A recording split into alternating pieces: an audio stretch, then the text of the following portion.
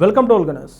భారత పార్లమెంటు వర్షాకాల సమావేశాల్లో ప్రవేశపెట్టనున్న ఓ బిల్లు సంచలనం రేపుతుంది. కేంద్ర హోంమంత్రి అమిత్ షా నేడు లోక్సభలో 3 కీలక బిల్లులను ప్రవేశపెట్టనున్నారు. వీటిలో ప్రజాప్రతినిధుల తొలగింపుకు సంబంధించిన బిల్లు కీలకంగా మారింది. ఈ బిల్లు చట్టరూపం దాల్చితే తీవ్రమైన నేరారోపణలతో అరెస్ట్ అయిన ప్రజాప్రతినిధులను వారి పదవుల నుంచి తొలగించవచ్చు. ఈ చట్టం ప్రధానమంత్రి, కేంద్ర మంత్రులు, ముఖ్యమంత్రులు, కేంద్రపాలిత ప్రాంతాల మంత్రులకు కూడా వర్తిస్తుంది.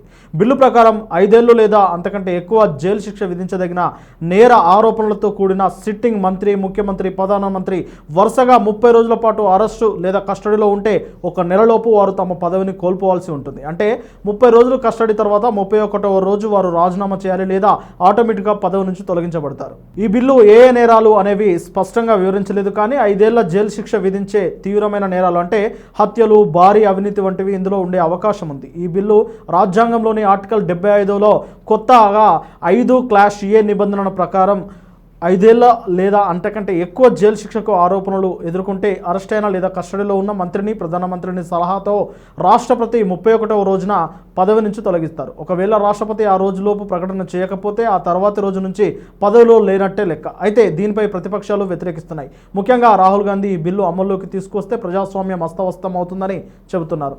బిల్లును లోక్సభలో ఆమోదించకుండా అడ్డుకుంటారని చెబుతున్నారు. చూడాలి మరి ఈ బిల్లు చట్టరూపం దాల్చుతుందా లేదా అని.